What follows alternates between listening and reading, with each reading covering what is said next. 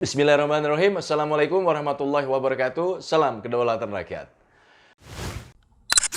Sahabat, ini ada kabar dan informasi yang mengejutkan ini. Ini dari Kumparan News. Jelang MotoGP, seluruh personel Polres Lombok Tengah dilarang pelihara jenggot. Saya kaget ketika membaca berita itu. Jadi supaya kita tidak salah persepsi, ini saya bacakan ya beritanya. Jadi personel kepolisian Resort Lombok Tengah dilarang pelihara jenggot menjelang event MotoGP di sirkuit Mandalika yang akan diselenggarakan pada 18 sampai 20 Maret 2022. Nah, Wakapolres Lombok Tengah, Kompol I Ketut Tamiana bersama Kasih Propam Polres Lombok Tengah AKP Mardiasa melaksanakan penegakan ketertiban dan disiplin personel. Jadi, Ketut mengatakan pelihara jenggot yang dimaksud ini adalah terkait dengan penerapan sikap tampang dan gampol. Jadi penampilan. Jadi memang anggota Polri itu harus rapih sesungguhnya. Nggak boleh penampilannya berantakan kan begitu, rambut ini kecuali misalkan intel dan sebagainya. Harus sebaliknya Iya kan harus sebaliknya gitu supaya nggak kelihatan. Kang Ipul, gimana opini terhadap informasi atau berita ini? Ya, ini Kumparan ini punyanya siapa ya? Ini kalau kita lihat berita-berita mainstream, saya kira Kumparan salah satu yang sudah masuk kategori mainstream ya. Kita seringkali harus berhati-hati Kang dalam membaca judul itu. Jadi tidak cukup membaca judul, harus dibaca tuntas gitu. Karena dari judul ini membuat hal yang sensitif bagi umat Islam. Kan kita tahu, tidak satu dua persoalan-persoalan keumatan Islam ini digoyang-goyang lah baik oleh pihak penguasa maupun oleh oknum-oknum.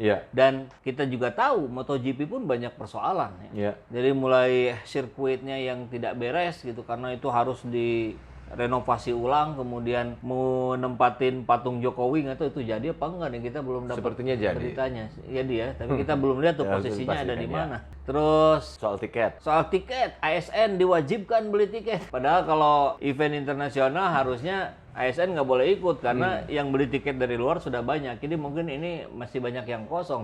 Nah sekarang ditambah lagi ini. Gitu. Secara judul tentu ya. Tadi ini seperti yang ada benturan antara konsep Islam dengan MotoGP.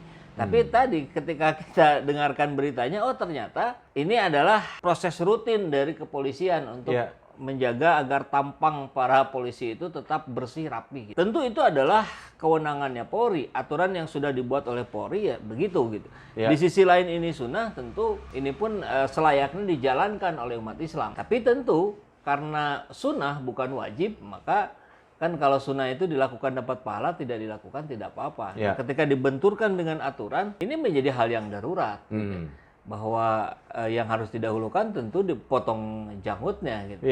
Dan kebetulan saya juga sekarang lagi tidak berjanggut. Kalau saya kadang berjanggut, kadang enggak ya. Tapi apa yang salah dengan janggut gitu loh, dengan pemberitaan ini? Kang? Ya itu tadi Kang, bahwa persoalannya banyak dianggap oleh mayoritas kalangan barangkali jenggot itu dianggap tidak rapi. Ini saya alami sekali Kang. Saya kan dulu kuliah di psikologi Kang. S1 psikologi itu banyak mata kuliah diagnostik yang dia harus berhadapan dengan orang-orang, memeriksa orang ya, melakukan assessment terhadap orang-orang, berlatih gitu maksudnya. Pakaiannya atasan harus putih, bawahan hitam, seperti orang-orang lagi magang lah gitu. Ya, dan salah satunya untuk laki-laki tidak berjanggut. Saya ramai juga sama dosennya tuh. Ya, beliau menegaskan begitu Kang. Pul, janggut cukur. Kenapa harus dicukur Pak? Ya nggak boleh, ini kan mata kuliah diagnosis harus rapi. Lah emang janggut nggak bisa rapi Pak? Ya nggak bisa lah. Ya bisa dong Pak. Tinggal dirapihin aja, bentuknya nggak acak-acakan itu udah rapi. Nggak bisa, itu tetap nggak rapi. Aduh pendapat itu terus-terusan nggak selesai kan. Pokoknya saya kekeh aja. Pokoknya saya tetap ini sunnah, saya bilang gitu kan. Kalau mau tetap memakai jenggot nggak bisa ikutan mata kuliah ini. Ya udah saya nggak ikutan. Walaupun akhirnya kemudian saya dinasehatin ya udah. Ya itu tadi lah kurang lebih bahasanya tadi. Ini kan sunnah. Sunnah itu bagus harus dilakukan. Tapi ketika berbenturan dengan aturan yang kita anggaplah itu aturan itu, kalaupun kita tidak setuju, tapi darurat ya kita harus ngikutin. Ya nggak apa-apa, yang sunnahnya dikesampingkan. Ya, jadi ketika kita membaca judulnya saja bahwa Polres Lombok Tengah itu melarang ya kan anggota atau personilnya pelihara jenggot, harus dirapikan. Dari sisi judul itu kan makanya tadi saya tanya, Ya, ini itu kan pemilihan diksi atau kata yang bisa memicu. Artinya apakah ini hanya ingin dengan pemilihan judul ini terus kemudian orang jadi banyak yang ngeklik gitu. oh ya, clickbait ya. Clickbait ya. Ya, memang itu kita juga di channel Saiful Jaman pada sebagiannya kita juga menggunakan model-model begitulah. Tapi artinya ini menjadi sebuah tantangan juga buat para netizen, buat para sahabat semua, bahwa kita tidak cukup membaca judul saja. Don't judge book from the cover, kan gitu ya. Jangan menilai buku hanya dari judulnya saja. Sama juga, jangan menilai video hanya dari judulnya saja. Kita harus cermati baik-baik maksudnya ke arah mana. Dan kalau kita baru baca judul sudah terprovokasi, saya kira ini bentuk bahwa literasi kita ini masih rendah. Artinya harus dicermati dulu, dibaca, dicermati. Kalau memang itu ya ada yang keliru ya harus dikoreksi. Kalau memang itu sudah benar ya. Jadi saya kira kesimpulannya ada dua lah. Satu kepada pihak media-media mainstream, janganlah bikin judul-judul yang mengesankan pembenturan antara konsep-konsep Islam dengan kebijakan-kebijakan pemerintah. Yang kedua, buat sahabat semua para netizen, yuk mulai sekarang coba kita tingkatkan awareness kita, tidak berkomentar dari sekedar hanya membaca judul gitu kan. Di grup-grup WhatsApp juga begitu banyak gitu. Baru ditonton 5-10 detik langsung komentar.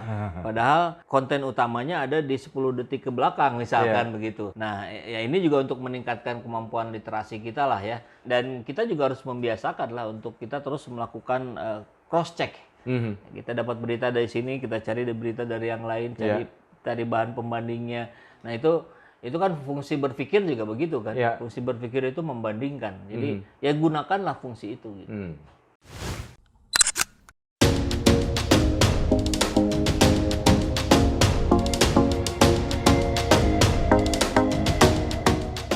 Alhamdulillah, angkatan pertama Akademi Dakwah Digital Indonesia di bawah naungan Yayasan YPHI sudah berlangsung dan mendapatkan testimoni yang luar biasa.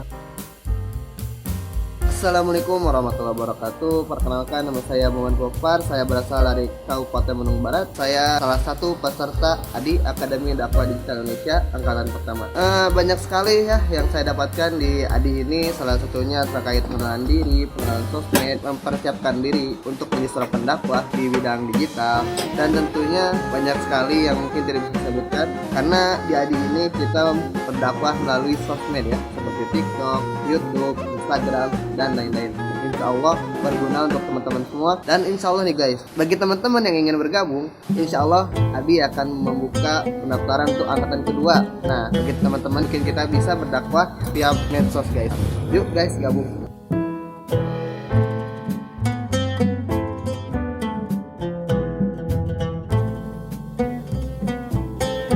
Bagi sahabat semua, kami membuka peluang untuk turut membersamai para calon pendakwah ini dengan memberikan donasinya ke nomor rekening yang ada di bawah ini dan mengkonfirmasikannya ke nomor yang ada di sini.